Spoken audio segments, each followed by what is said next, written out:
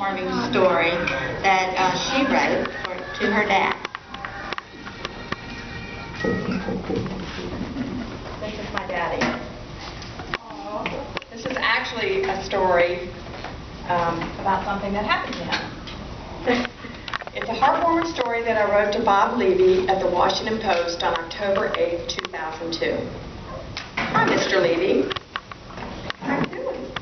It's a pleasure to write to you this morning with what I believe to be an ideal story for your column.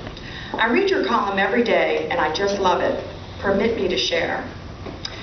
I am the daughter of William F. Record, a lifelong Washington area resident, age 75, who is totally blind since age 5 and who happens to be in his 51st year of working with the federal government, the Civil Division of the Justice Department. My father's only real handicap is that after 75 years, he's a little hard of hearing. Because other than that, he enjoys regular exercise, both at home and at the YMCA each Saturday, that includes swimming, running track, treadmill, the Universal. He rides Metro to and from work every day. He's cross-country skied, and he even does his own banking with the use of the ATM machine, making deposits and withdrawals. He also wrestled while attending Georgetown University, and he graduated in 1950. He is absolutely incredible and no doubt a real inspiration for not only myself, but everyone who has the pleasure of knowing him. It is an incident that happened to my father last Thursday at Metro Center that prompts me to write to you today. Mr. Record went to the kiosk station at Metro Center last Wednesday to purchase a handicap fare card. Later that day, after having returned to his office, he realized that his pen was missing from his pocket. In his mind, he immediately retraced his steps for that day, and he concluded that it must have fallen out of his pocket when he reached for the money to purchase the fare card. Now, Mr. Levy, this is no ordinary pen, and I believe you will agree that this is no ordinary man. The pen that my father was missing had been given to him as a gift 44 years earlier by a secretary, Evelyn Mills, who had drawn his name that year for a Christmas gift exchange. He struggled with feelings of disappointment, as he surely figured that the pen was gone for good. I mean, after all, in this day and age, who would take the time to turn in a pen to a lost and found?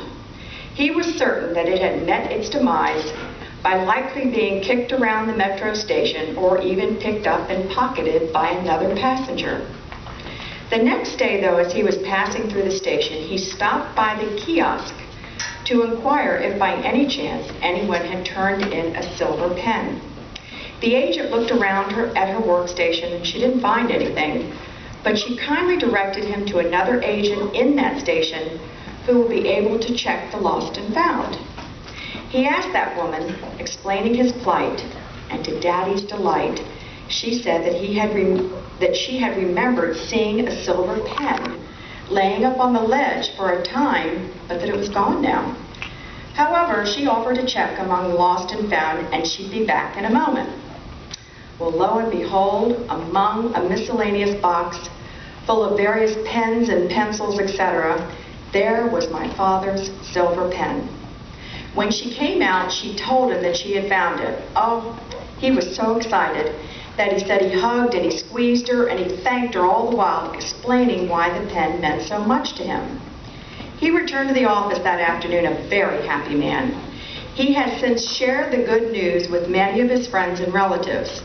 In fact, he found the phone number of the woman who gave it to him 44 years before, and he called her up to say hello and share the story with her. She is now 89 years old, living in a retirement home, and my father's call to her made her whole day. What is especially powerful, though, Mr. Levy, is that as he first approached the kiosk station the next day in an attempt to recover the pen, with his hand held tightly to the rosary beads in his pocket, he silently prayed that they would be able to find his pen. His prayer was answered.